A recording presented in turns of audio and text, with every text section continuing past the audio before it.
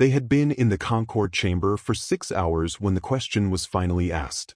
Not the important one, just the last one they knew how to form. The chamber itself was designed for comfort, which meant it was wrong for what was happening inside it.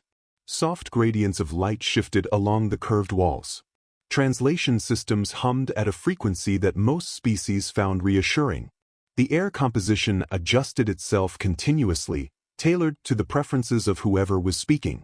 It was a room built for agreement, for managed disagreement, for the slow, careful work of civilizations that believed problems could be reduced to language and then solved inside it. It had worked, mostly. For a long time. The Concord had been stable for 312 years. Not peaceful, exactly, but stable in the way a system becomes when every participant understands the boundaries of acceptable behavior and the consequences of crossing them. There had been conflicts, of course. Territorial disputes, trade sanctions, the occasional limited engagement between border fleets. All of it contained. All of it all of it legible. Humans had entered that system 108 years ago. Late, by Concord standards. Quietly by any standard. They had been studied carefully. Their early record suggested a species that had exhausted itself on internal conflict and come out the other side with a pronounced aversion to repeating the experience. Their diplomatic language emphasized cooperation. Their voting patterns aligned consistently with de-escalation initiatives. Their economic proposals favored long-term stability over short-term gain. They participated in cultural exchange programs at a higher rate than any species in their development bracket.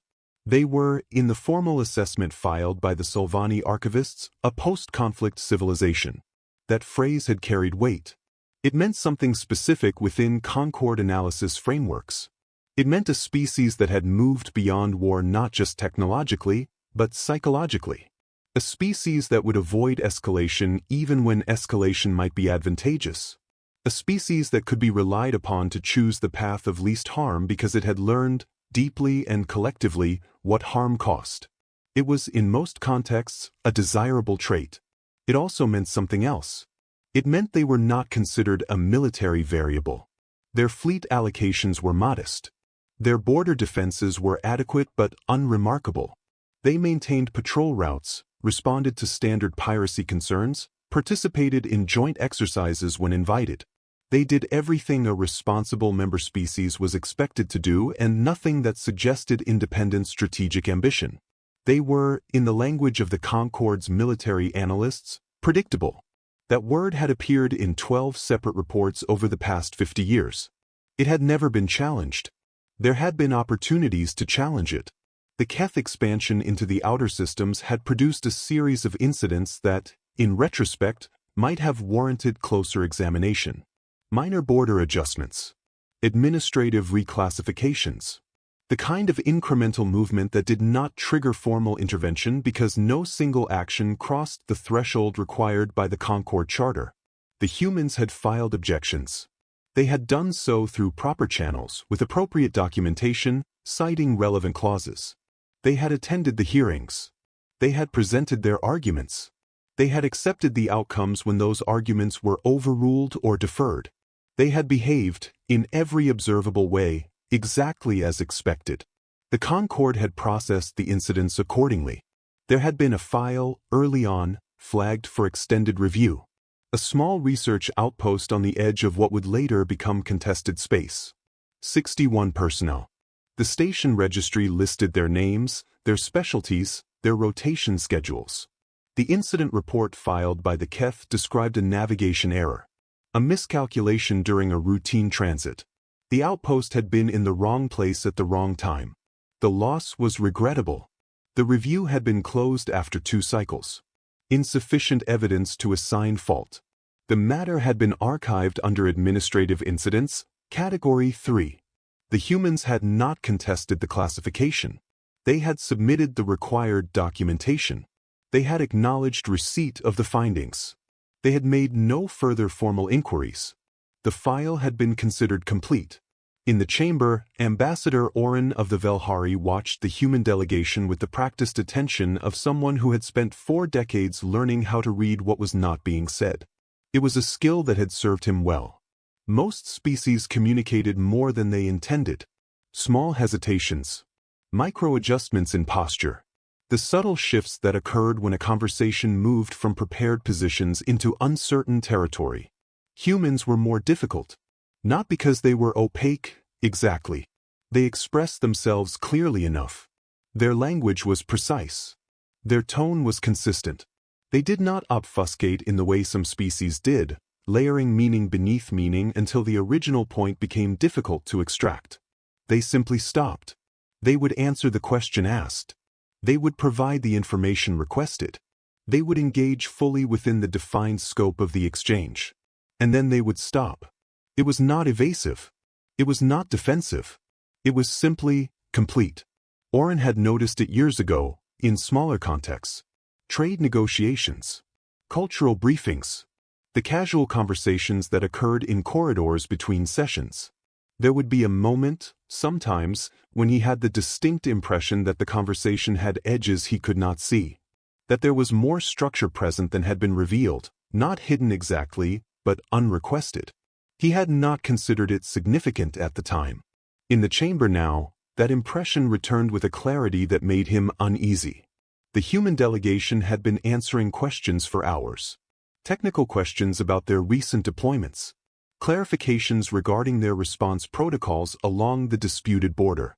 Inquiries into the coordination mechanisms between their civilian and military infrastructure. They answered all of it. Calmly. Precisely. Without hesitation. And without expansion. Each answer closed the space it occupied. There was no overflow. No additional context offered beyond what had been requested. No speculative commentary. No attempt to guide the conversation toward a broader framework. They were being cooperative. They were also, Oren realized, being exact. The difference had not mattered before. It mattered now. Across the chamber, the Keth delegate had grown increasingly rigid. Suvith was not a species that concealed its internal states well. His kind had evolved in environments where displays of dominance and submission were direct and unambiguous. Even in diplomatic settings, those instincts persisted. The slight forward angle of his posture, the tension along the upper limbs, the way his attention fixed and held. He had been waiting for something. Oren had thought, initially, that it was an admission. Some acknowledgement from the human side that their recent actions along the border had exceeded acceptable limits. A concession that could be leveraged into a formal censure or at least a reaffirmation of Concord oversight. That had not happened. What had happened instead was this. A conversation that felt increasingly like a structure being assembled around them, piece by piece, with each answer fitting into a pattern that had not yet been revealed. The last question came from a smaller delegation near the outer ring. A minor species, recently admitted, still learning the rhythms of Concord discourse. Their representative leaned forward, voice carrying a note of uncertainty. "You have provided extensive data on your defensive capabilities," they said. "We appreciate the transparency. For completeness, could you clarify your industrial capacity for fleet expansion?" It was, on its surface, a reasonable question. It was also, Oren felt with a sudden and inexplicable certainty, the wrong one. The human representative, Admiral Solis, he recalled, regarded the speaker for a moment. Not assessing. Not calculating. Simply looking, as if considering the shape of the question itself. Then she answered. "We have sufficient capacity," she said. That was all. The minor delegate hesitated, clearly expecting elaboration. When none came, they inclined their head and sat back, the question apparently satisfied.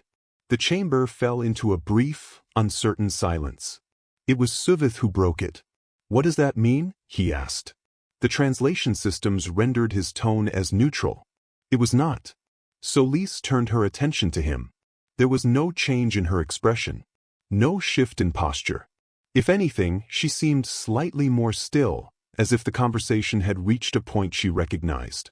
"It means," she said, "that we can produce what we require."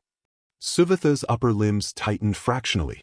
"And what do you require?" he said. There was. Oren felt the moment as a subtle shift in the room, like a pressure change before a storm.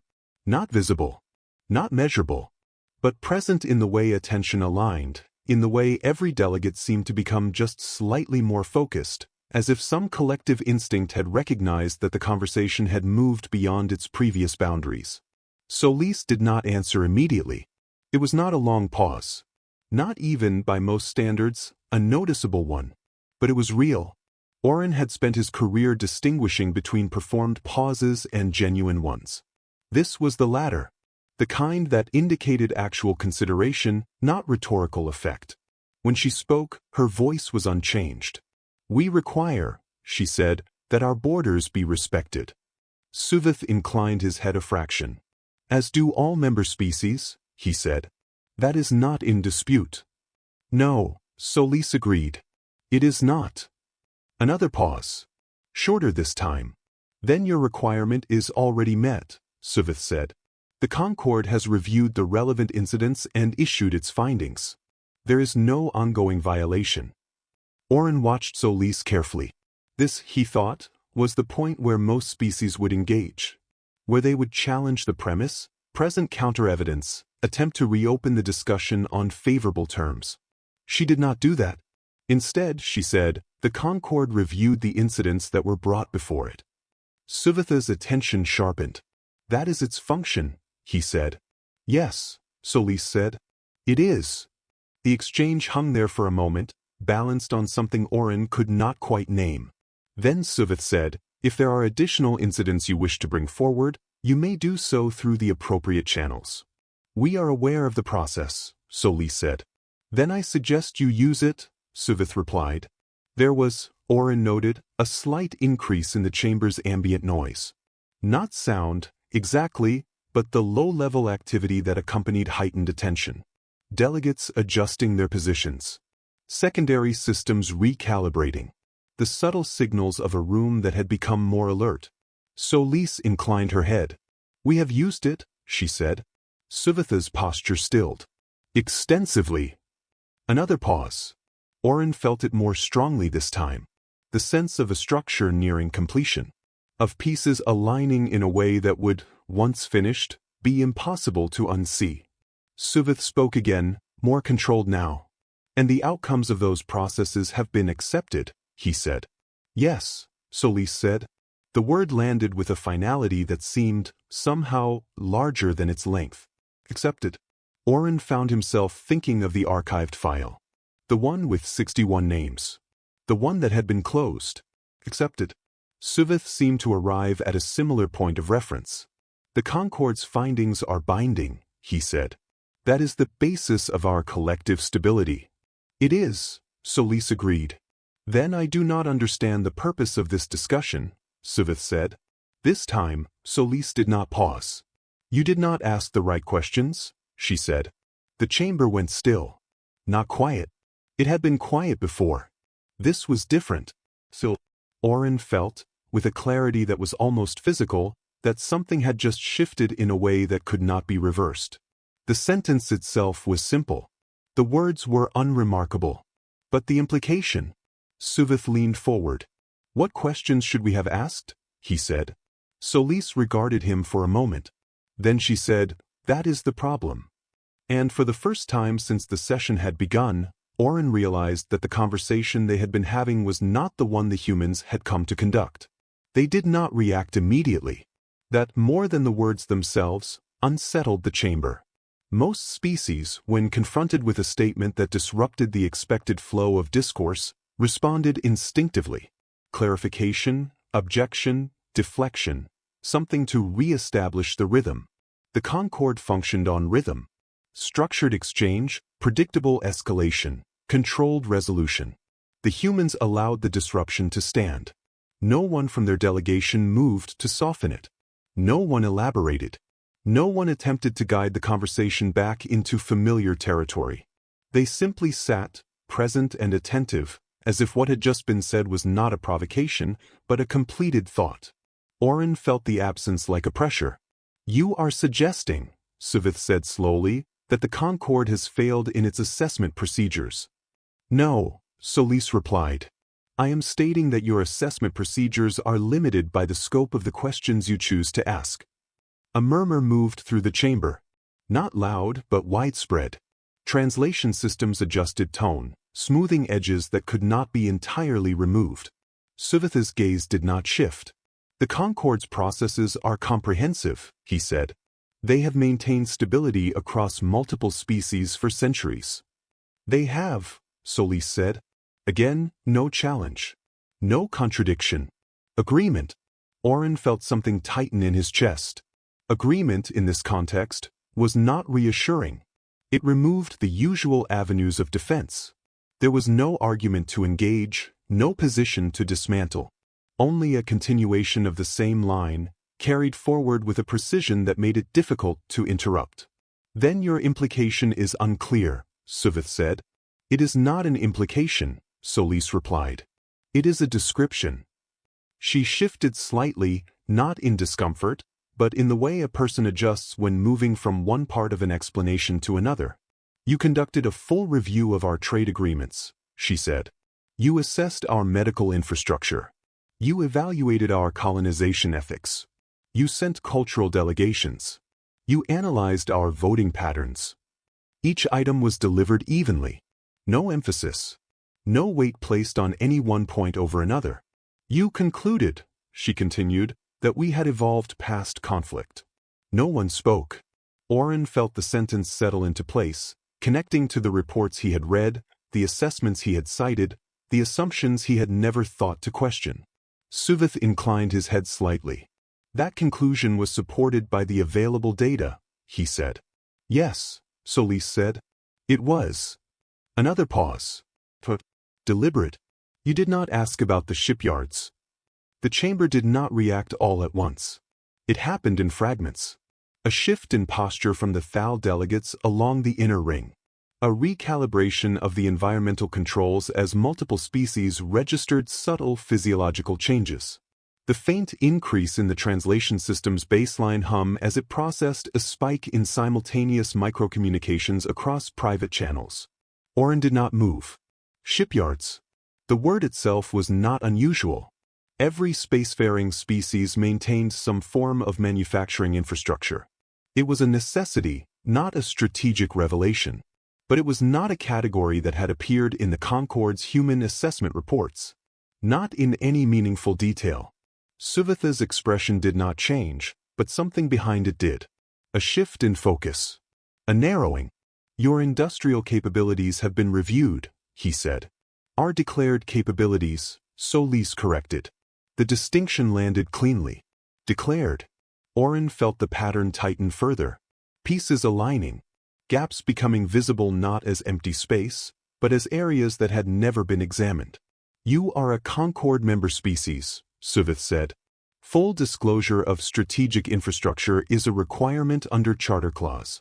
For systems designated as strategic under Concord definitions, Solis said, finishing the reference without raising her voice. We are familiar with the clause. Suvith stopped. Only for a fraction of a second. But it was enough. Oren saw it. The interruption in the flow of response. The moment where a prepared line encountered something it had not accounted for. Those definitions are comprehensive, Suvith said. They are specific, Solis replied. Which is not the same thing. The chamber's stillness deepened. Oren found himself thinking back through the classification frameworks. The categories that determined what required disclosure, what triggered oversight, what fell within the Concord's regulatory scope. Strategic assets. Military infrastructure. Fleet production facilities. All clearly defined. All bounded. What exactly are you suggesting? Suvith asked. Solis regarded him for a moment. That we answered every question you asked, she said. Completely. Accurately. Without omission. The statement was simple. It was also, Oren realized, absolute. And that there were other questions you did not ask, she continued. Suvitha's upper limbs shifted slightly, a minimal adjustment that in his species indicated a recalibration of approach. Then I will ask them now, he said. Solis inclined her head. You may. There was no resistance in the response. No attempt to deflect or delay. Permission.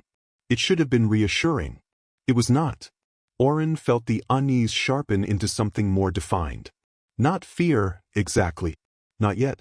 But the clear recognition that the conversation had moved into a space where the usual assumptions no longer applied. Suvith leaned forward slightly. "Where are these shipyards?" he asked. A direct question. A necessary one. The kind that, under normal circumstances, would have been asked decades ago. Solis did not hesitate. "In regions not subject to Concord standard survey patterns," she said. The answer was precise. It was also, Oren noted, incomplete. "Specify," Suvith said. Solis met his gaze. "Gas giants," she said. "Outer system bodies with sufficient mass to support extraction without surface signature." Oren felt a flicker of recognition. Gas giants were not commonly used for large-scale manufacturing. The environmental conditions made most standard processes inefficient. Resource extraction, yes. Fuel harvesting occasionally.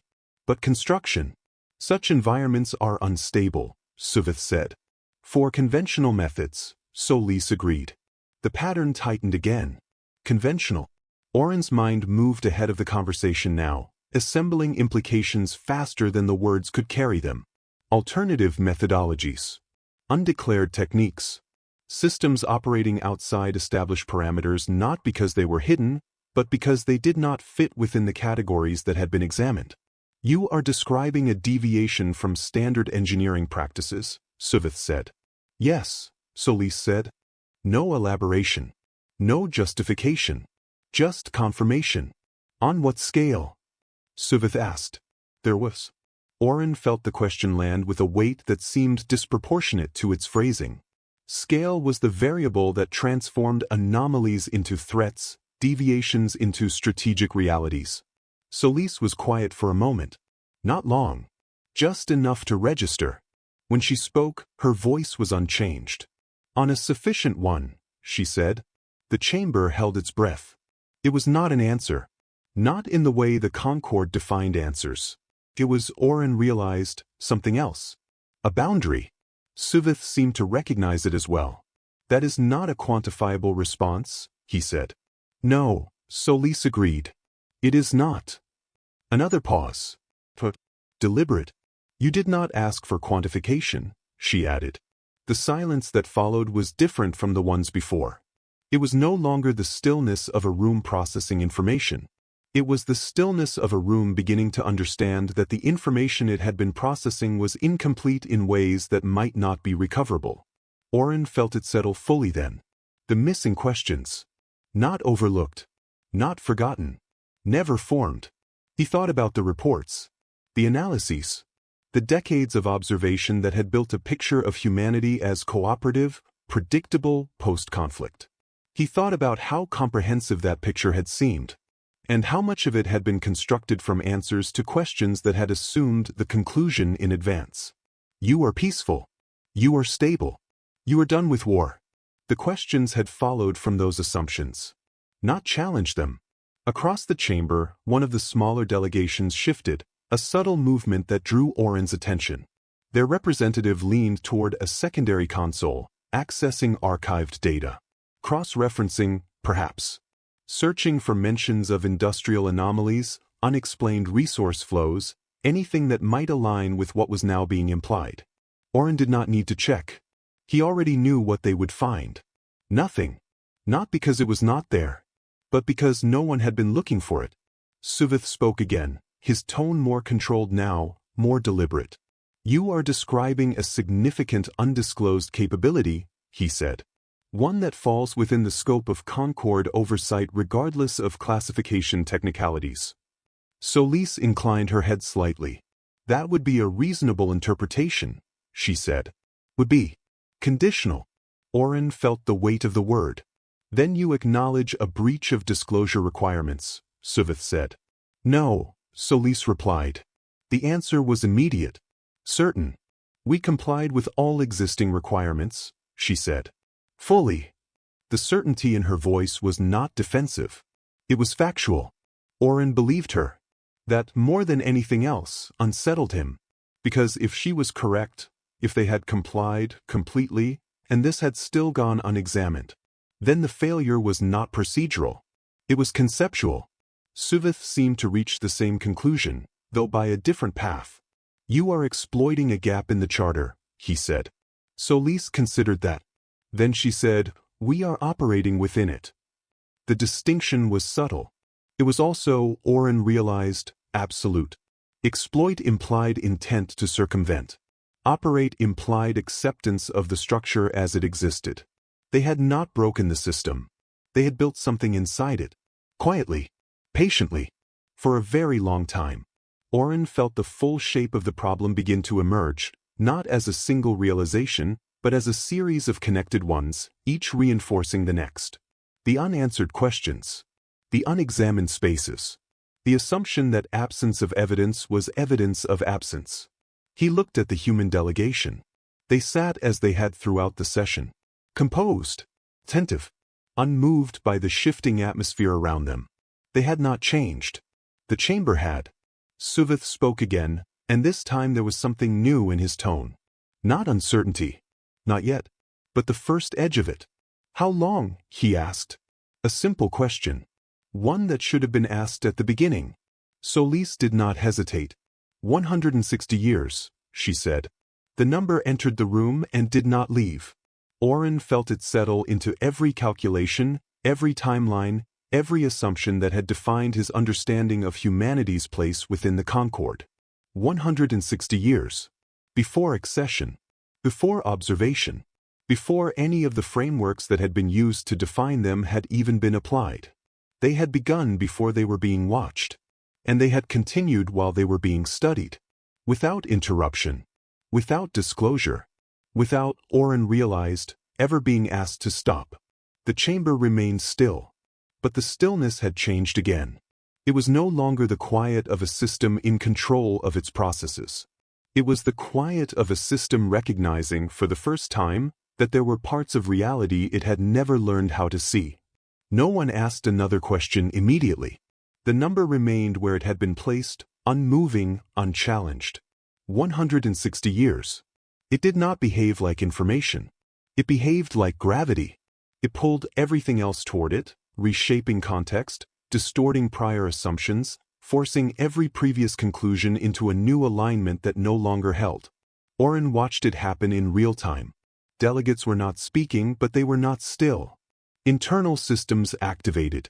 Private channels opened and closed in rapid succession. Data archives were being accessed, cross-referenced, reinterpreted. Entire analytical frameworks were, in that moment, being stress-tested against a variable they had never accounted for. 160 years. Before Concord accession. Before oversight. Before classification. The implication was not just that something had been built. It was that something had been built outside the conditions under which the Concord knew how to recognize construction at all. Suvith did not move for several seconds. When he did, it was controlled. Deliberate. The movement of someone who understood that the conversation had shifted into a space where missteps would carry consequences beyond the immediate exchange. You are claiming, he said, that a project of significant scale has been underway for over a century without detection. Yes, Solis said. No adjustment. No softening. Just confirmation. That is not plausible, Suvith replied. It was the first time he had used that tone. Not disbelief. He was too disciplined for that, but something adjacent to it. A refusal to integrate the statement without additional structure. It is not consistent with observed data, he added. Solis inclined her head slightly. It is consistent with the data you collected, she said. Not with the data you did not. The distinction landed cleanly. Oren felt it settle into place alongside the others.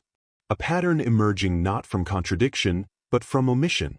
You are suggesting that the Concord survey systems are insufficient, Suvith said. I am stating that they are designed to detect specific categories of activity, Solis replied. They perform that function effectively. And your activities did not fall within those categories, Suvith said. No, Solis said. They did not. Silence followed. Not the earlier stillness of uncertainty, but something more focused. The kind of quiet that occurs when a room collectively recognizes that a boundary has been crossed and there is no immediate path back. Oren found himself thinking about the survey systems, the way they map space, the signatures they were calibrated to identify, thermal output, mass displacement, energy fluctuations within known parameters. All of it based on established physics, established assumptions. You developed new methodologies, he said, before he had fully decided to speak. The words left him with a clarity that surprised him. Solis turned her attention toward him. Yes, she said. Oren held her gaze. On what theoretical basis? He asked. The question was not procedural. It was not diplomatic. It was, he realized, the first actual attempt in the chamber to understand what was being described rather than categorize it. Solis considered him for a moment. Mass displacement field theory, she said. The phrase entered the chamber and did not immediately resolve. Translation systems rendered it accurately. The words were clear. The meaning was not. Oren felt a flicker of recognition, not understanding but proximity to it. Field manipulation was not a new concept. Gravitational shaping, energy redirection, localized distortion for propulsion systems. All known. All bounded by limits that had been tested, defined, and accepted across multiple species. Mass displacement. You are referring to large-scale matter relocation? One of the inner ring delegates asked, their voice carrying a note of cautious engagement. Yes, Solis said. At what efficiency? The delegate pressed. Solis did not answer directly. At sufficient levels, she said. The pattern repeated. Precision without expansion. Boundaries without explanation. Oren felt the tension sharpen. Such processes would generate detectable signatures, Suvith said. Thermal output alone was managed, Solis said. How? Suvith asked. Solis regarded him. Through methods that were not part of your survey models, she said. The chamber absorbed that. Not resisted. Not yet. Absorbed. Oren felt something shift in his understanding. Not of the details, which remained incomplete, but of the structure itself. They had not hidden what they were doing. They had done it in a way that did not register as something that needed to be hidden. A difference that, until this moment, he had not known how to articulate. You are describing a parallel development of physics, he said. Solis inclined her head. Yes. The confirmation was quiet.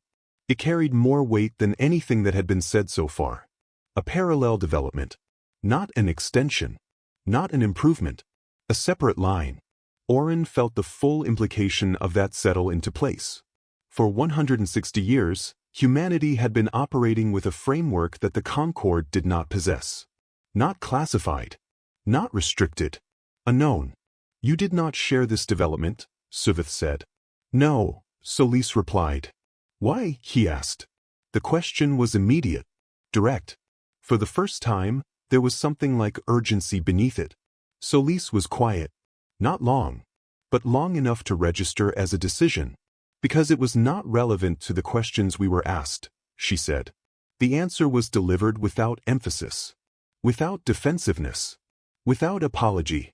Oren felt it land with a force that exceeded its tone. Not relevant. The chamber did not react outwardly. But the internal activity spiked again. Data streams adjusting, models recalibrating, analysts attempting to map a statement that did not fit within existing evaluative frameworks. Not relevant. To what? To trade agreements. To medical assessments. To cultural exchange. To voting patterns. To a classification of humanity as post-conflict. Oren saw it clearly now.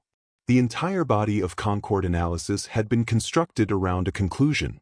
Humans do not engage in large-scale conflict. Therefore, their capabilities in that domain are limited. The questions had followed that logic. Not challenged it. Suvith seemed to reach the same point. You made a determination, he said slowly, that this development did not require disclosure under existing Concord protocols. Yes, Solis said. And that determination was made unilaterally, Suvith said. Yes. No hesitation. No qualification. The chamber held that. Unilateral. Outside process. Outside oversight. Oren expected the next step. A formal objection. A procedural challenge. A motion to review. None came. because he realized there was no clear basis for one. They had not violated the charter. They had not withheld required information. They had operated within the defined structure. The problem was not that they had broken the system. It was that the system had not been designed to account for what they had done. Suvitha's posture shifted slightly. A recalibration. You have constructed infrastructure of unknown scale, he said, using undeclared methodologies, outside standard detection parameters, for over a century. Yes, Solis said. And you are presenting this information now, he continued, in the context of an ongoing border dispute. Yes. The pattern held. Oren felt the tension in the room compress further. Not building. Condensing. What is the purpose of this disclosure? Suvith asked. There was.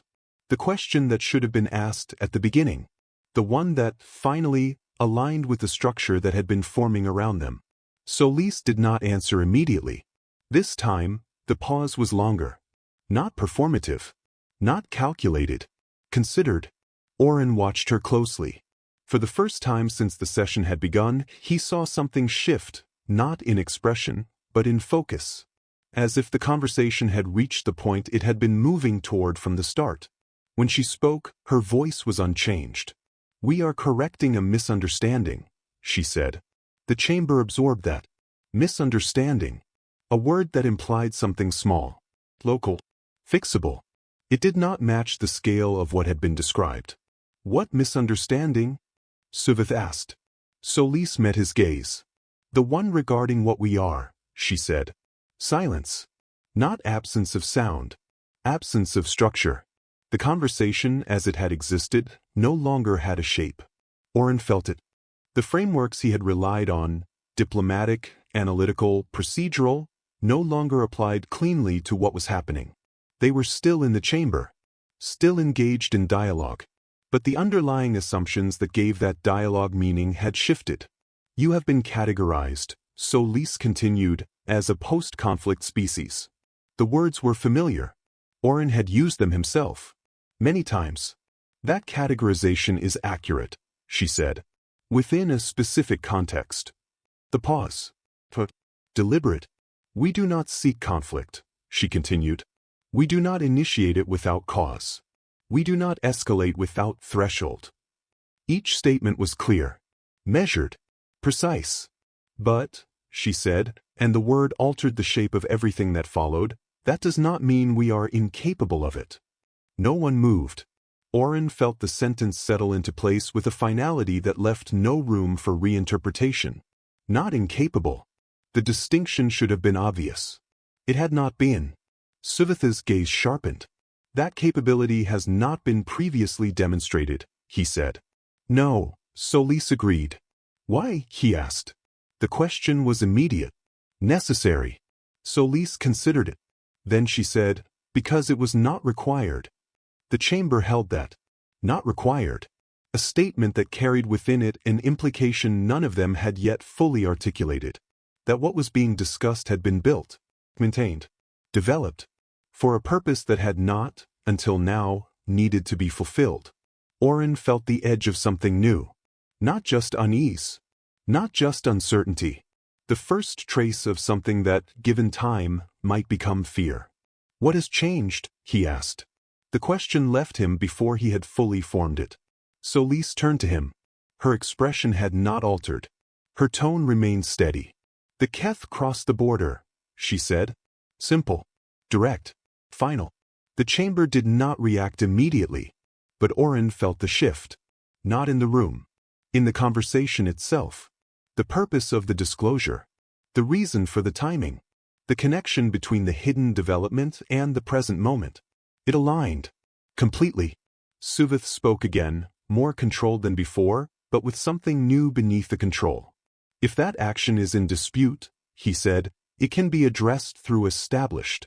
It has been addressed, Solis said. The interruption was quiet. It was also absolute.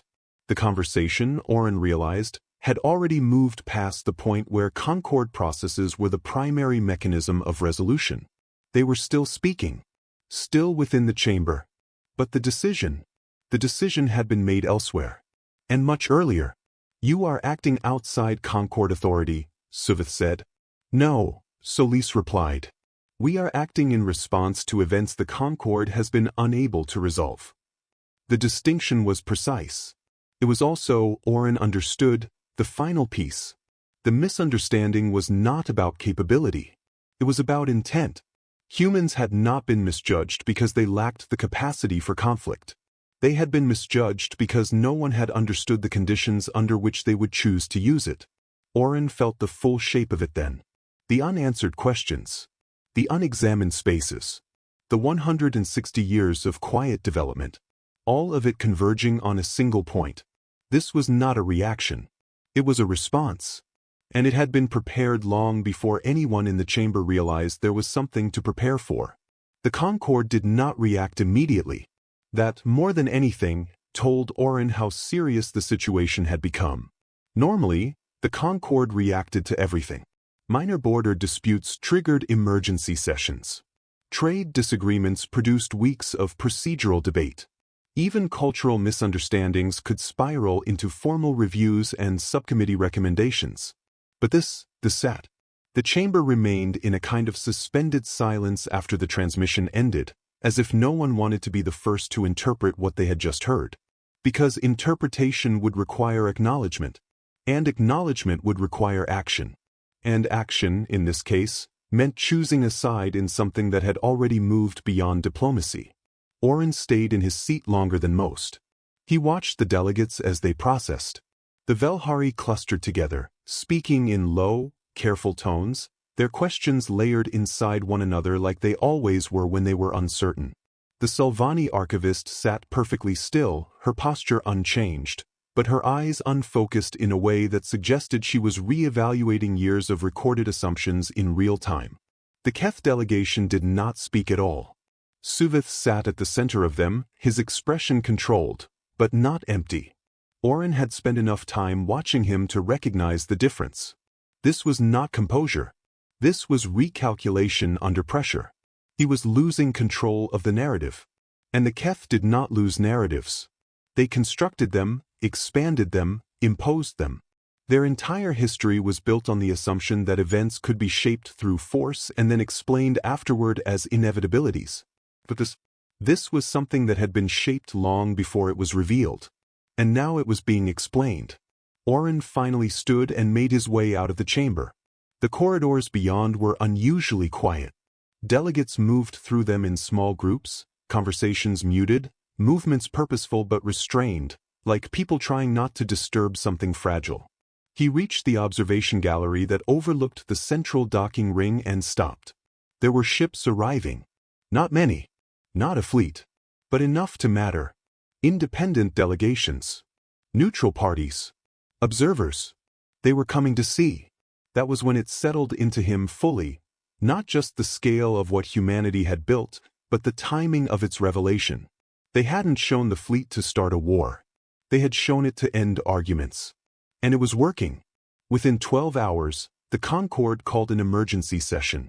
It was the fastest unanimous vote Orin had seen in 40 years. There were no procedural delays. No requests for extended review. No attempts to defer responsibility to subcommittees or advisory panels. Because no one wanted to be the body that delayed a response to something this large. The session opened with a single agenda item: response to Terran Consolidated Defense Declaration of Active Operations. That phrasing had been chosen carefully. Not war. Not conflict. Operations. The difference mattered in Concord law. War required declarations, formal alignments, structured responses. Operations were less defined. More flexible. More dangerous. Because they existed in the space between categories. Solis appeared again on the central display when requested. She looked exactly the same. That unsettled Orin more than anything. No visible fatigue. No change in posture. No indication that anything about the situation had altered her internal state. She stood there as if this were simply the continuation of a process that had begun long ago and was now proceeding exactly as expected.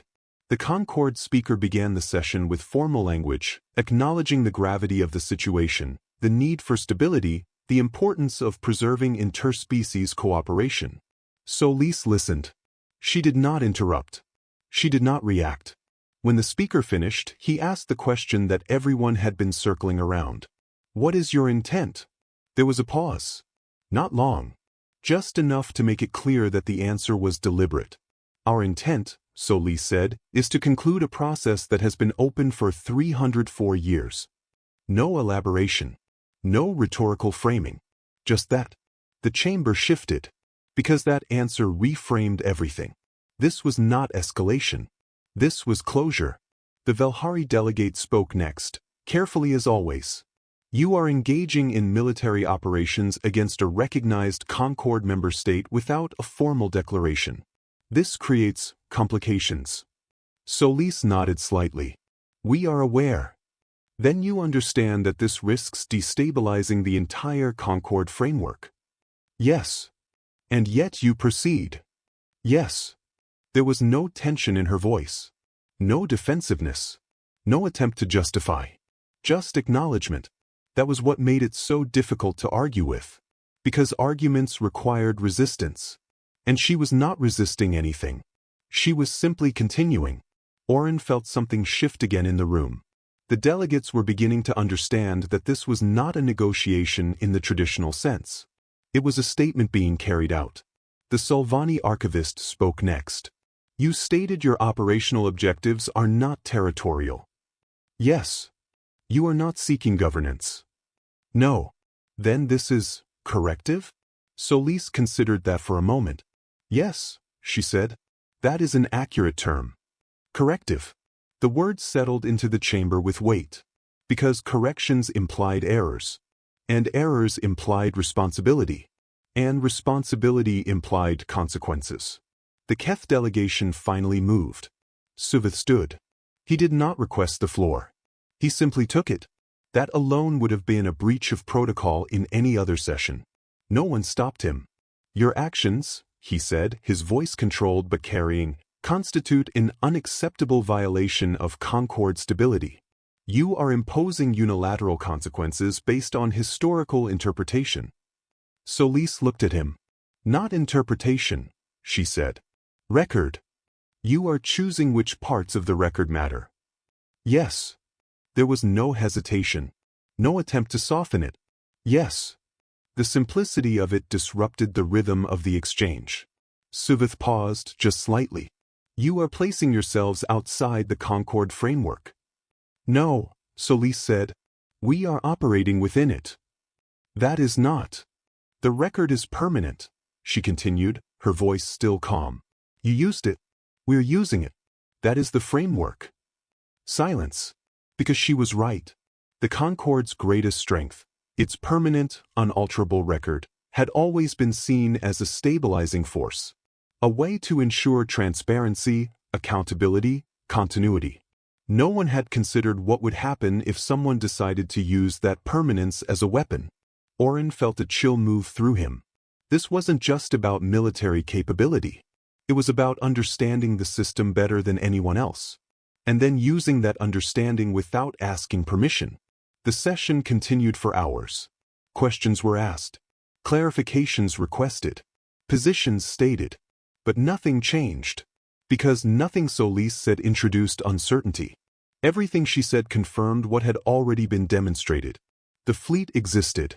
The operations had begun. The terms were clear. And humanity was not waiting for approval. When the session finally adjourned, there was no resolution. Only recognition. Oren left the chamber again, slower this time. The corridors were different now. Not quieter. More focused. Delegates moved with purpose, communications already in progress, messages being sent back to their governments. Calculations being made. Not about whether to respond, but how. He reached the water station without realizing he had intended to go there. He stopped. Because she was there again. Solis stood with a glass in her hand, looking at nothing in particular. For a moment, he considered walking past. Then he didn't. You knew this would happen, he said. She didn't look surprised. Yes. The Concord's reaction. Yes. And you proceeded anyway. Yes. He let out a slow breath. That's a dangerous position. She took a drink of water before answering. Yes. There was something in the way she said it. Not dismissal. Not indifference. Acknowledgement. Like someone who had already accounted for the danger and moved forward regardless. Oren studied her for a moment. Is there anything the Concord can do to stop this? She looked at him then. Not unkindly, but directly. No, she said. Not aggressively. Not as a threat. Just a fact.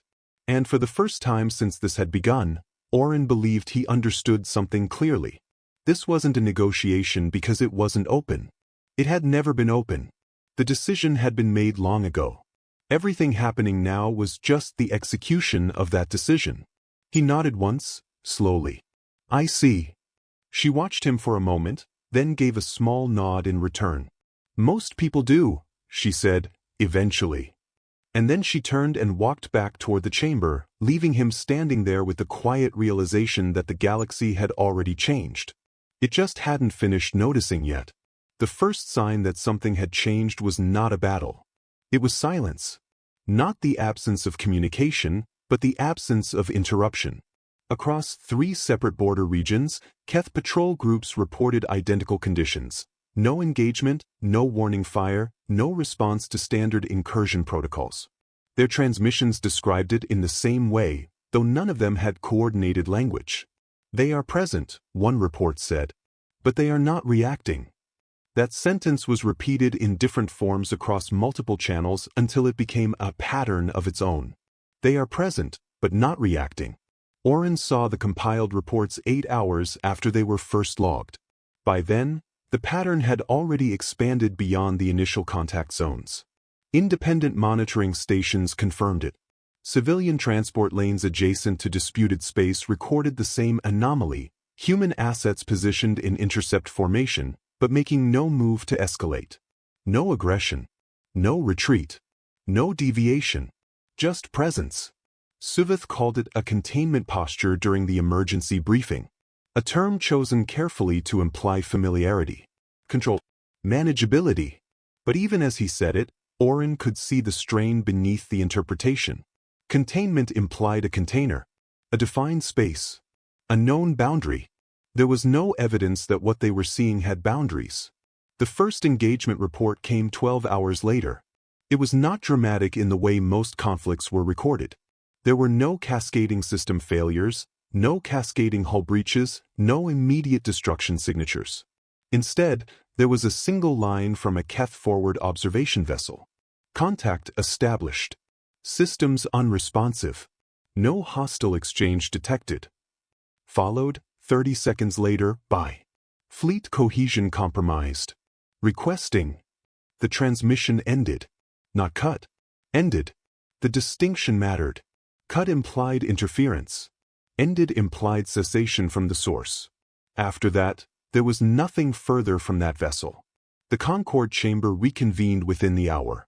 This time, the atmosphere had changed in a way that was no longer subtle. Delegates were no longer waiting for interpretation. They were arriving with conclusions already forming, trying to validate them against whatever new data had appeared in the intervening hours. Solis was not present physically. She appeared on the central display again when requested. As before, she looked unchanged. That consistency was beginning to unsettle more than just Oren. He could see it in the way the delegates avoided direct fixation on her image, as if sustained observation might reveal something they were not prepared to process. The speaker opened the session with an update summary.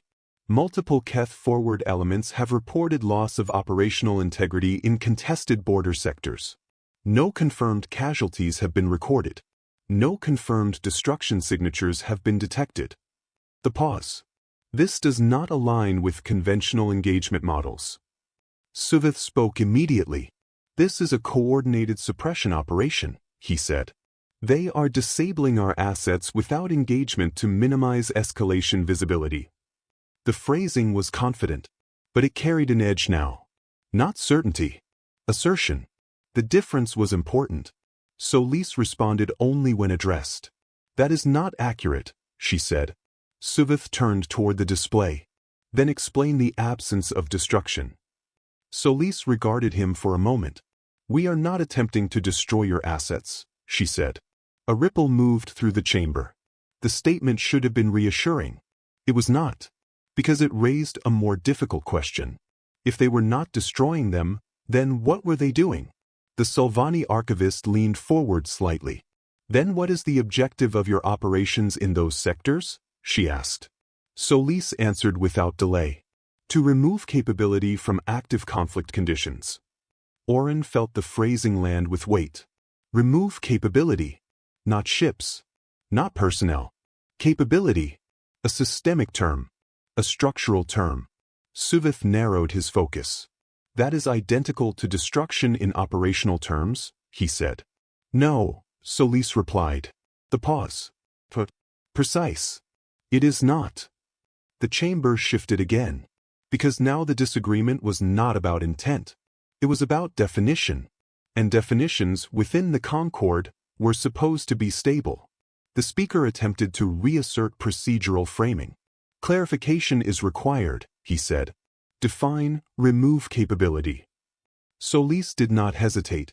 "We are disabling command coordination, predictive targeting integration, and autonomous escalation protocols." The pause. Each phrase entered the chamber and was processed, translated, categorized. Then reprocessed again when the implications settled. "You are dismantling our fleet command systems," Suvith said. "Yes," Solis replied. "But leaving the vessels intact," the speaker added. "Yes." Silence. It lasted longer this time. Oren felt it differently than before. Earlier silences had been uncertainty. This one was comprehension beginning to form.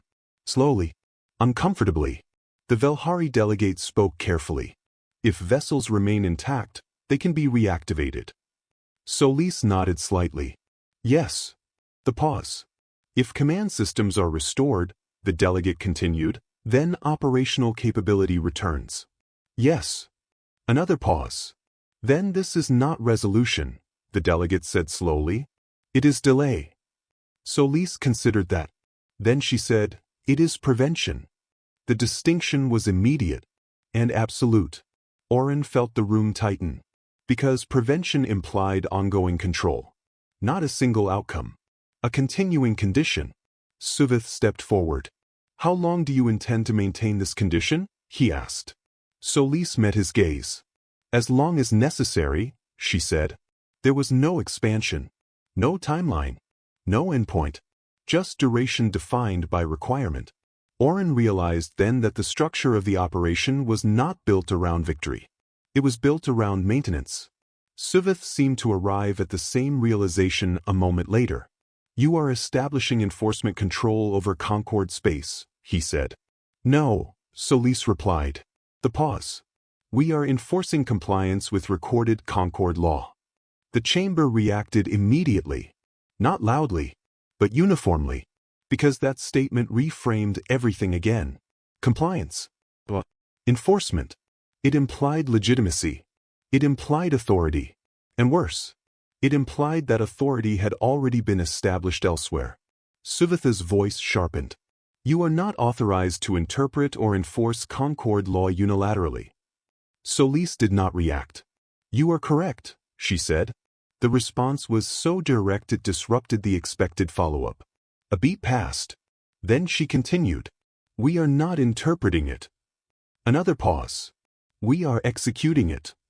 Oren felt the shift like a structural failure inside the conversation. Executing. Not applying judgment. Not making determinations. Executing. As if the conclusion had already been reached somewhere else. Long ago. Suvith's posture changed. Subtle, but noticeable. "You are acting as if prior rulings justify present military action," he said. "Yes," Solis replied. "On what basis?" Solis looked at him for a moment longer than before. "On the record," she said. And then she continued. 61 personnel. Outpost designation K-771. Loss recorded as navigational incident. No fault assigned. Case closed. The words were calm, but the effect in the chamber was immediate. Oren felt it as a drop in temperature. Not literal. Structural. Because the incident she referenced was not new information. It was archived. Settled. Quote.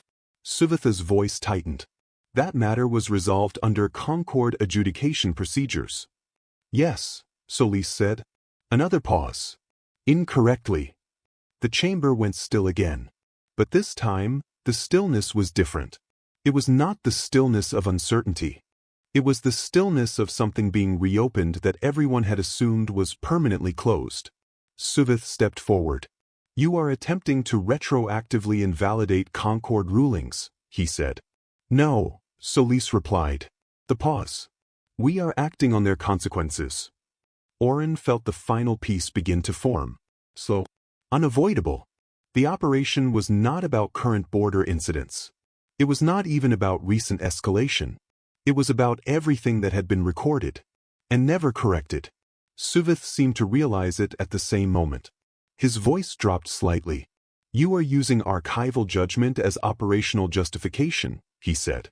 Solis nodded once. Yes. A long silence followed. No one interrupted it. Because now, interruption would not change direction. Only timing. Oren looked around the chamber. For the first time, he saw something that had not been visible before. Not confusion. Not disagreement. Understanding. The realization that what they were facing was not an enemy in the traditional sense. It was a system that had decided the past was still active, and was now acting accordingly. Solis spoke again quietly. You define stability as acceptance of unresolved outcomes, she said. The pause. We define it differently. And for the first time since the session began, no one had a procedural response ready. The realization did not cause immediate collapse of the chamber. It did something more dangerous.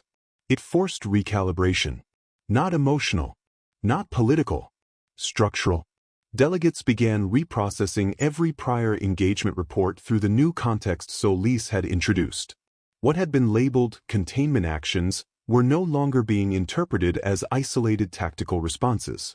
They were being reclassified as corrections.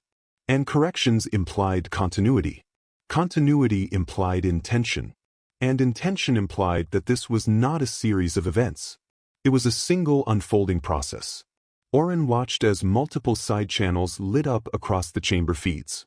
Internal Concord security networks were now cross-referencing archived rulings against active engagement zones. What had previously been compartmentalized legal history was being pulled into operational analysis layers. Suvith noticed it too. He turned slightly away from the central display, speaking into his personal channel in a low, controlled tone. Freeze all archival linkage queries.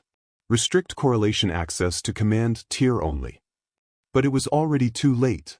Once the pattern was visible, it could not be unseen. Solis observed the shift in silence. She did not interrupt it. That absence of intervention was itself becoming part of the psychological pressure in the room. Every delegate waiting for her to expand, justify, or soften the interpretation found only stillness. Finally, the speaker attempted to regain procedural control. Your actions are being interpreted as retroactive enforcement of historical rulings, he said carefully. This introduces jurisdictional conflict across multiple Concord founding provisions. Solis responded immediately. There is no conflict. The statement landed harder than expected. Suvith turned back fully. That is not for you to determine, he said. Solis met his gaze. It already has been determined. The pause. The chamber did not react at first, because the implication was too large to accept quickly. The speaker leaned forward. Clarify. Solis paused for the first time since the earlier exchange. Not hesitation. Calculation of precision. Then she spoke. The Concord Charter defines stability as the absence of unresolved systemic harm. A slight shift moved through the chamber. That definition was familiar. It was foundational. Solis continued. You also defined archival adjudication as binding across temporal continuity unless formally overturned. Another pause. 61 personnel. K-771 designation. Case closed without fault assignment. Oren felt it again. The return of that name, now no longer just a record, but a pivot point. Solis continued. No formal overturn exists in the archive. Suvatha's voice cut in immediately. That does not authorize unilateral enforcement. Solis turned slightly toward him. It does not prohibit it either. Silence. This was not an emotional silence anymore. It was legal paralysis. Because the system they had built assumed one critical condition, that unresolved cases would remain dormant unless politically reopened. Solis was operating under a different assumption, that unresolved cases were never dormant, only unexecuted. The Velhari archivist spoke again, voice less stable than before. Even if your interpretation is accepted, enforcement must still pass through Concord sanction protocols. Solis nodded. Yes. The pause. And they were granted. That statement changed everything again. Oren saw Suvath react first, not with denial, but with immediate internal verification. He was accessing sanction logs faster than any public feed could update. But Solis continued before he could respond. Concord Emergency Continuity Directive 14b authorizes direct stabilization enforcement when systemic adjudication backlog exceeds correction threshold. The pause. The threshold was exceeded 87 cycles ago. The chamber froze. Not metaphorically. Literally. Multiple delegates stopped speaking mid-channel. Several internal feeds flickered as verification requests spiked simultaneously. Because Emergency Continuity Directive 14b was real. It existed, but it had never been activated at scale. It was designed for collapse scenarios, systemic judicial failure, multi-sector breakdown of enforcement continuity, not for localized conflict zones. Suvath finally spoke again, slower now. That directive requires unanimous confirmation of systemic failure across all core jurisdictions. Solis did not hesitate. It was confirmed. The pause. By your own internal audit layer. That was the moment the chamber began to fracture. Not physically, but hierarchically. Delegates began opening parallel audit streams simultaneously, bypassing standard authorization pathways. What they found did not immediately contradict Solis. And that was worse than contradiction. It was alignment. Internal Concord records showed flagged backlog accumulation in unresolved adjudication cases spanning multiple sectors. Reports that had been classified as administrative overflow were now being reinterpreted as systemic risk indicators. Oren felt a subtle shift in his perception of the chamber itself. It was no longer a governing body reacting to an external force. It was a structure discovering that part of its own foundation had already been activated without its conscious acknowledgement. Suvath stepped forward again, but his authority was no longer as stable. You are selectively interpreting emergency law to justify military occupation, he said. Solis responded calmly. We are executing defined corrective measures within authorized parameters. The pause. The interpretation is not selective. It is complete. That word, complete, hung longer than the others, because completeness implied no remaining ambiguity, no alternative framing, no escape into reinterpretation. The speaker spoke again, carefully now. If Directive 14b is active, then enforcement authority is shared across all Concord executive branches. Yes, Solis said. Then you are not acting as an external force, the speaker continued slowly. You are acting as a delegated instrument of Concord continuity enforcement. Yes. The chamber shifted again, because that reframing removed the possibility of external opposition entirely. If Solis was correct, then resistance was not political disagreement. It was procedural obstruction of an already activated system function. Suvath seemed to reach that conclusion at the same time. His voice dropped. Then why were we not informed of activation? Solis looked at him for a long moment. Because notification protocols were bypassed under Emergency Stabilization Clause. The pause. By your own governance review board. Oren saw it then. The final inversion. They had not been invaded. They had been executed. Not as punishment. Not as conquest. As continuation. And worse, continuation of their own law. Suvath took a step back, almost imperceptible. For the first time, he was not responding as a strategist. He was responding as someone realizing that opposition itself might be structurally invalid. The chamber was no longer debating intent. It was confronting authorship. Who had written the conditions they were now operating under? And whether those conditions still belonged to them at all. Solis spoke one final time. "You are experiencing enforcement of continuity logic," she said. The pause. Not conflict. And in that distinction, the entire nature of the situation stopped being interpretable as war. The chamber did not immediately respond after Solis's last statement. Not because there was nothing to say, but because every possible response now required verification before it could be spoken. And verification required time. Time that, for the first time in Concord history, felt like a liability rather than a process. Oren watched as internal debate fragments formed and collapsed in real time across the delegate network. Every assertion was being routed through secondary confirmation layers. Every assumption was being cross-checked against archived governance law. Even simple disagreements now required structural validation. Suvith stood still at the center of it. Not as a commander. Not even as a representative. But as a point where interpretation had once converged, and now no longer did. Finally he spoke. "If what you are claiming is accurate," he said slowly, "then the Concord itself has already authorized your actions without current legislative awareness." Solis did not answer immediately. That delay mattered more than speed ever had. When she finally spoke, her tone remained unchanged. "Yes."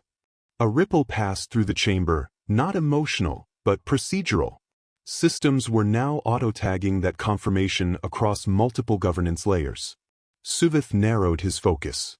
"That would mean the Concord is acting against its own contemporaneous will," he said. Solis responded without hesitation. "No." The pause. "Your contemporaneous will is not absent. It is distributed." The phrase did not immediately register. Oren saw several delegates attempt to parse it simultaneously, resulting in conflicting internal interpretations. Solis continued. Directive 14B was activated through cumulative authorization thresholds. No single moment of decision exists. Only aggregated compliance over time. The pause. Your governance model does not require awareness of activation to enable activation. That sentence changed the way the chamber understood itself. Not externally. Internally. Because it implied that authority was not a singular act of command. It was an emergent condition. Suvith turned slightly toward the archivist side of the chamber. "This is impossible," he said. The archivist responded immediately, voice tense. "It is consistent with distributed authorization architecture." That confirmation did more damage than denial ever could have. Because denial allows resistance. Confirmation forces reconciliation. Suvith turned back to Solis. "So you are saying the Concord authorized this without realizing it was authorizing it?" "Yes," Solis said. The pause. "And you are enforcing it without fully understanding its scope." Silence. This time, no one rushed to fill it. Because both statements were now equally difficult to reject. Solis continued.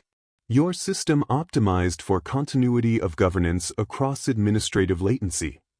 The pause. "This is the result." Oren felt the implication settle in layers. Latency was not just delay. It was structural separation between decision and realization. And in a system large enough, that separation could become indistinguishable from autonomy.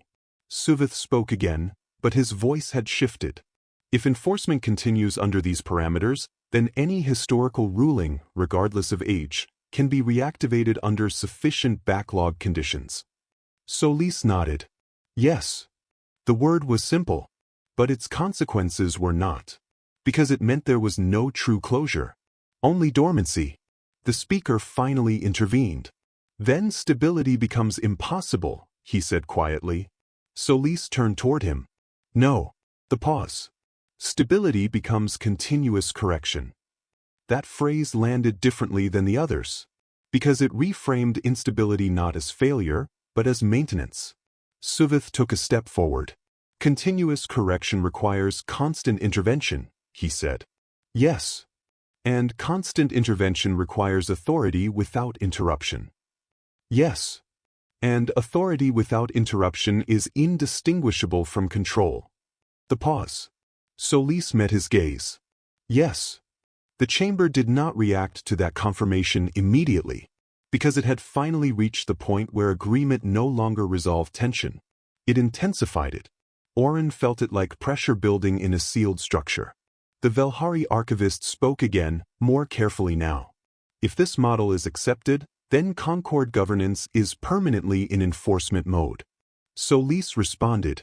It has always been in enforcement mode. The pause. Only now it is consistent. That word, consistent, redefined everything that had come before. Because inconsistency had always been assumed as the natural state of large governance systems.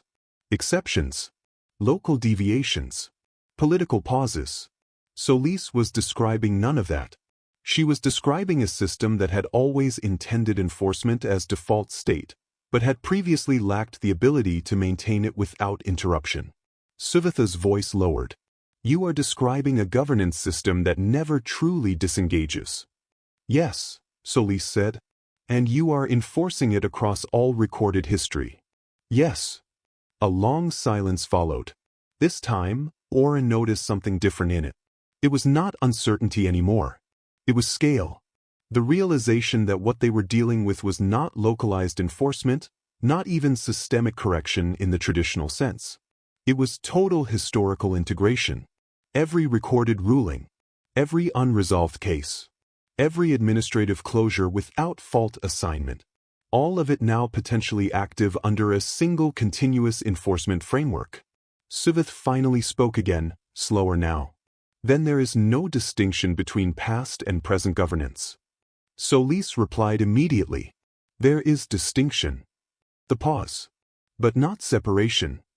The chamber absorbed that carefully, because separation had always been the foundation of their legal identity. Past decisions were past because they were sealed. Present actions were present because they were active. Future consequences were future because they had not yet occurred. Solis was removing the seals. Not by breaking them. By recognizing they had never been permanent. Suvath looked at her for a long moment. And what happens to governance under that model? He asked. Solis answered without hesitation. It becomes accountable across continuity. The pause.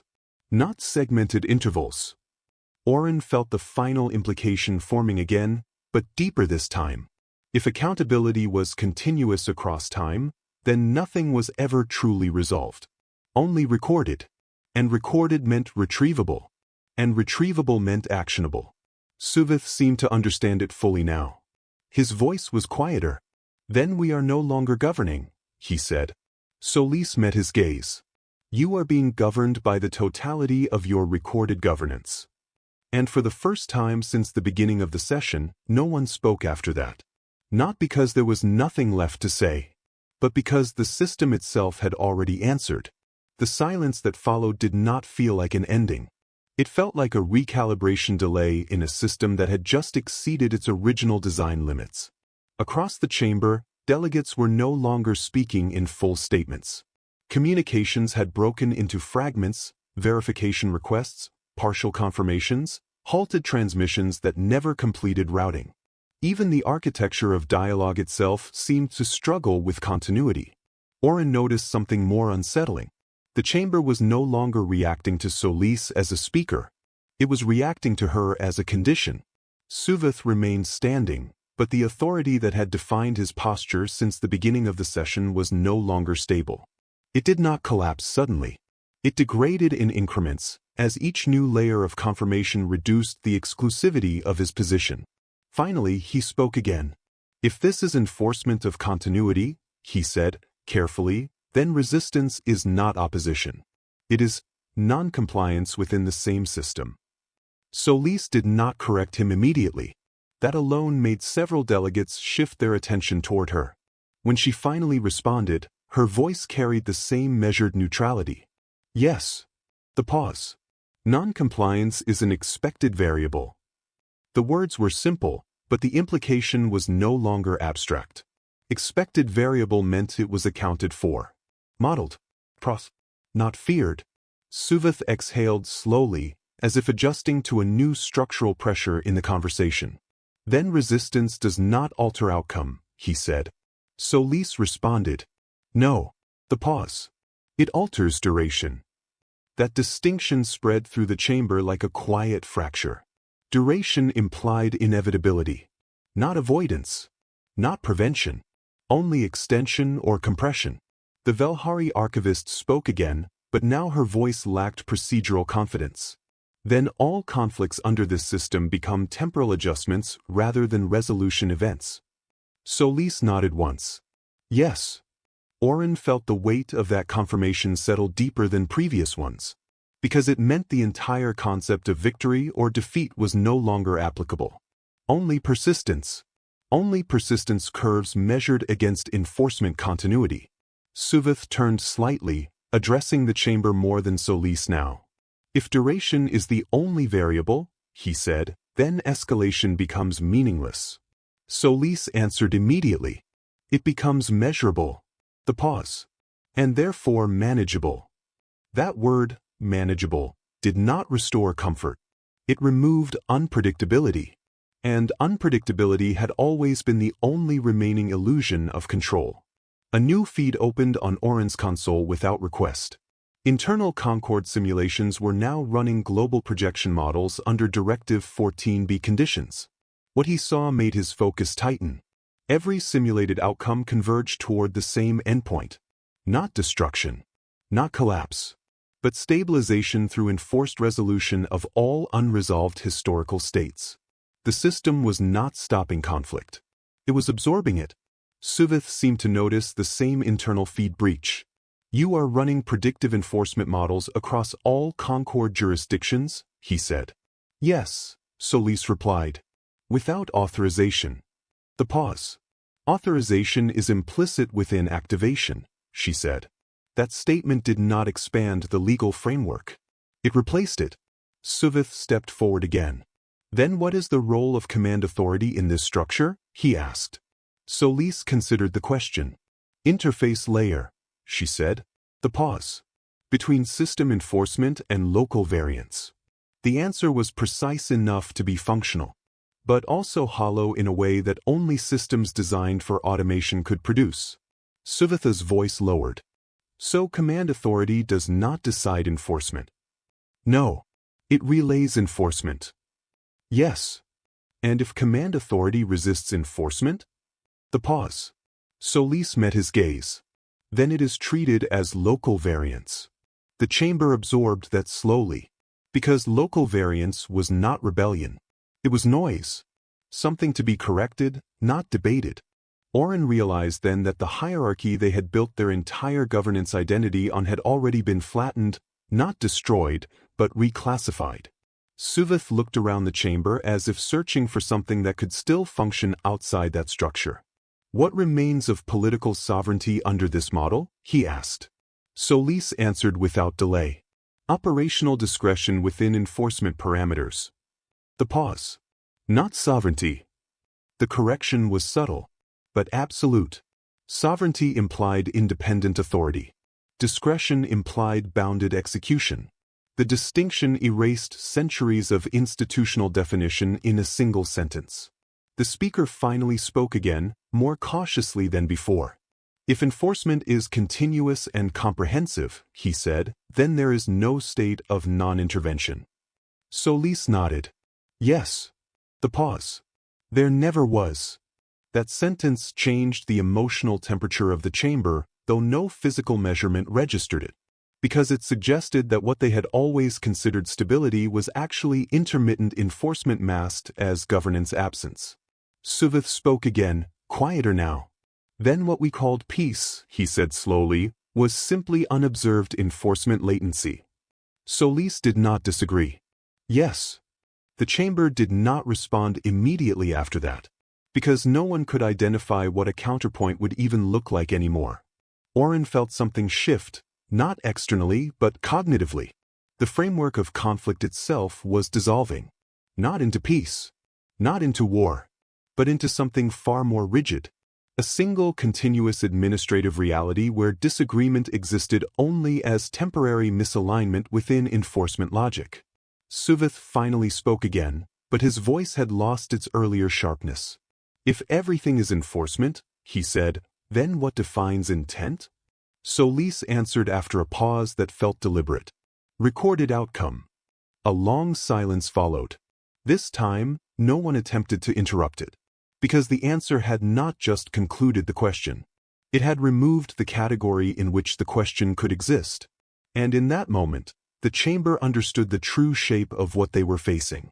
Not a force, not a rebellion, not even an external authority, but a system that had learned to interpret history as an active command stream, and was now executing it without distinguishing between then and now.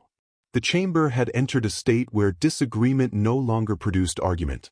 It produced verification loops. Every statement, no matter how simple, was now being internally routed through Concord archival confirmation layers before acceptance.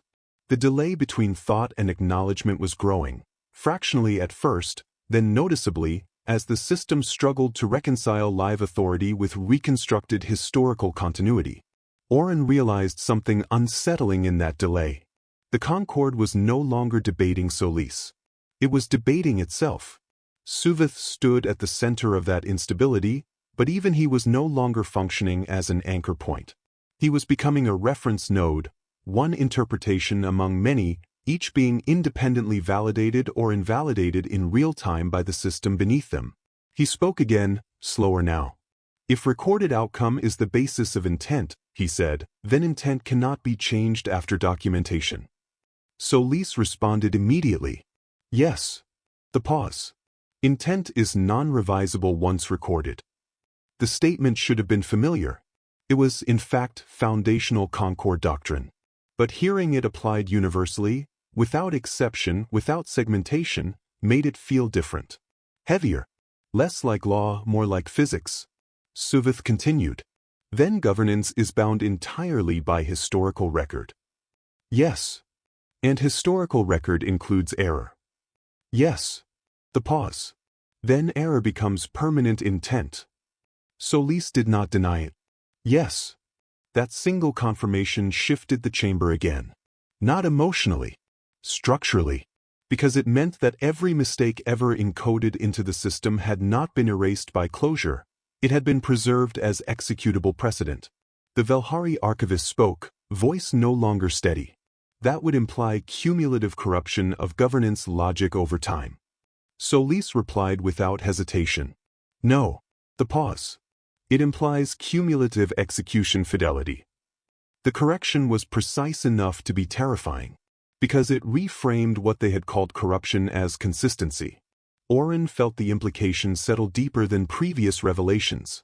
If the system preserved all outcomes equally, then it did not distinguish between correct and incorrect governance. It distinguished only between recorded and unrecorded. Suvith took a slow step forward.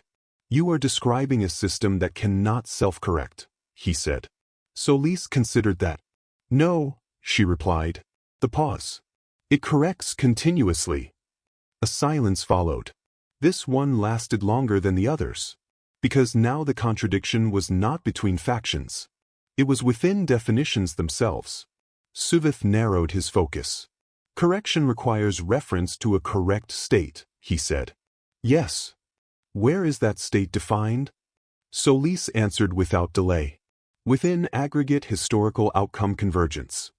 The pause. The most frequent resolved state becomes baseline correction reference.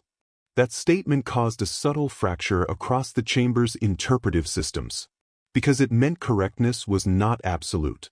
It was statistical, emergent, reinforced by repetition rather than principle. The speaker spoke carefully. Then minority outcomes are systematically overwritten by majority historical precedent. Yes. The pause. Unless explicitly preserved as divergence cases. Suvitha's voice sharpened slightly again.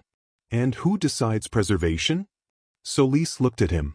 The same system that records outcome significance. The pause.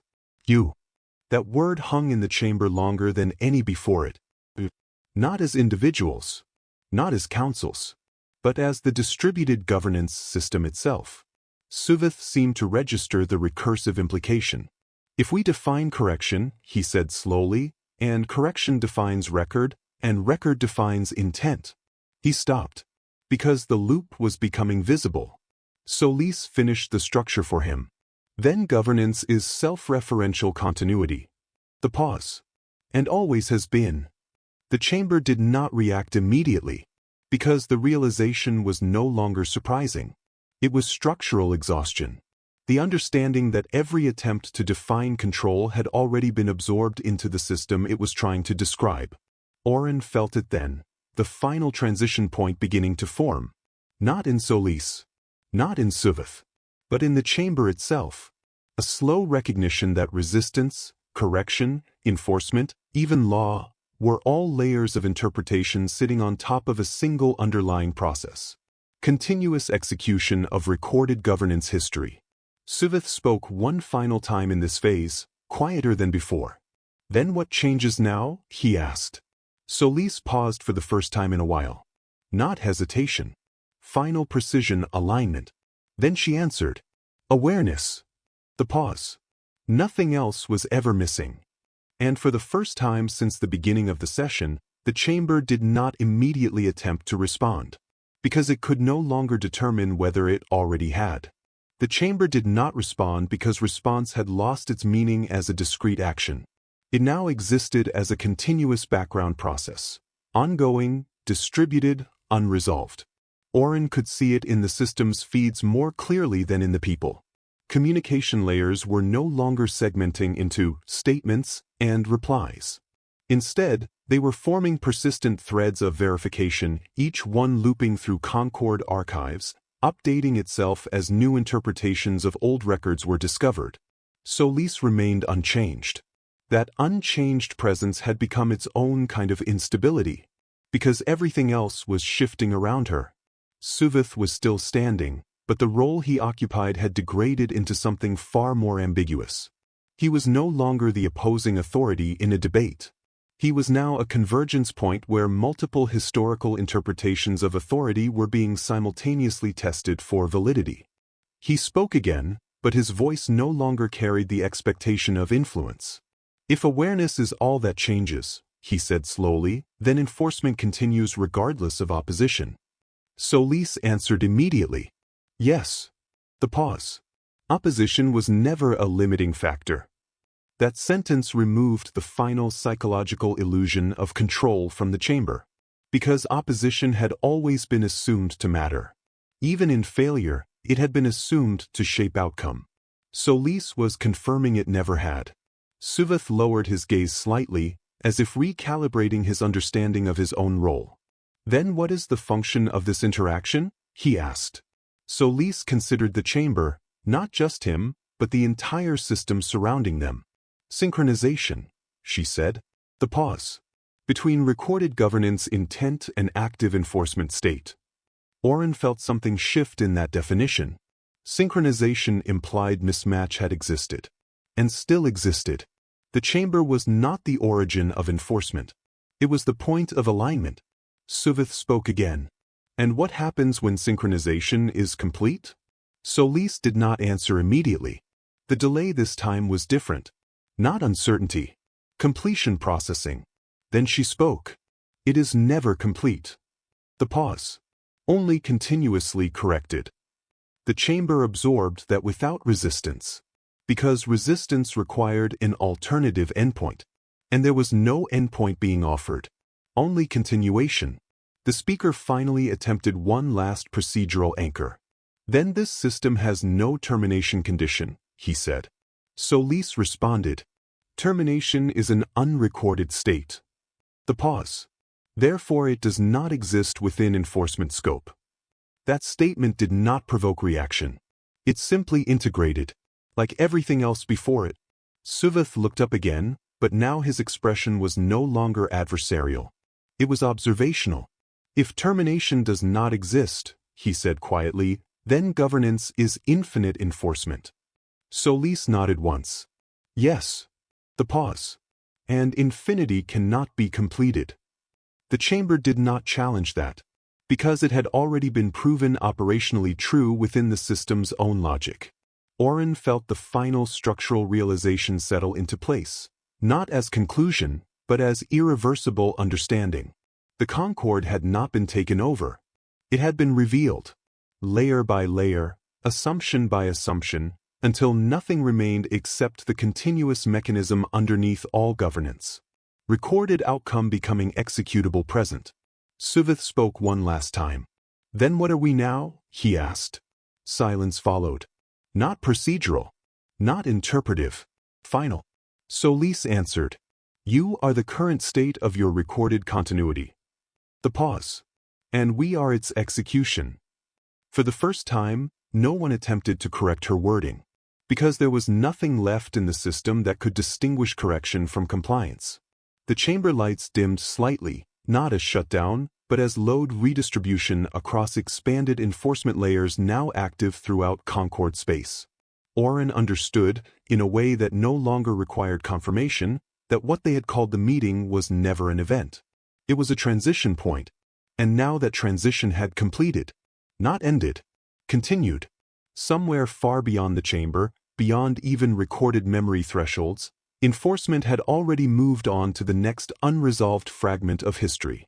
And the Concord, still speaking, still verifying, still adjusting, had become part of that process without ever noticing the moment it stopped being outside it.